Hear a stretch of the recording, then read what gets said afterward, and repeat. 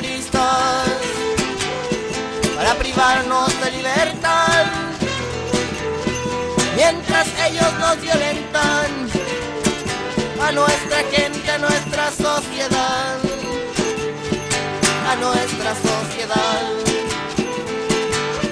Nos acusan de terroristas para callar nuestra voz, para que no se sepa la historia de nuestra nación,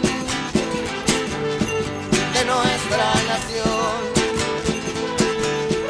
Mapuche en Argentina, mapuche en Chile, mapuche al final. Mapuche de la Pampa, del Pehuen y del norte, del Afgen y del sur.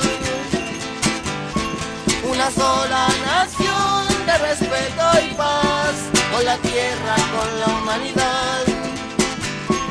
Una sola nación de respeto y paz, con la tierra, con la humanidad.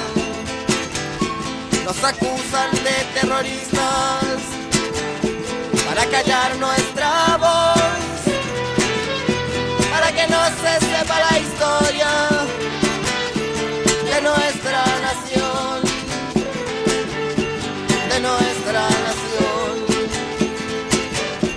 Nos acusan de terroristas para privarnos de libertad, mientras ellos nos violentan a nuestra gente, a nuestra sociedad, a nuestra sociedad.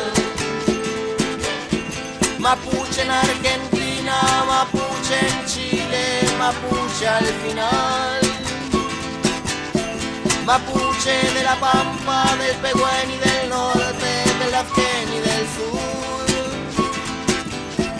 Una sola nación de respeto y paz, con la tierra, con la humanidad. Una sola nación de respeto y paz, con la tierra, con la humanidad. Pasarán los tiempos, pasarán las sociedades, la resistencia seguirá. Pasarán los tiempos, pasarán las sociedades y el mapuche vivirá.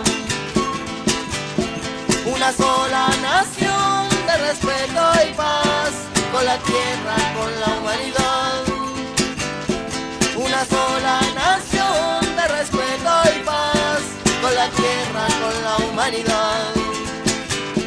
Pasarán los tiempos, pasarán las sociedades, la resistencia seguirá.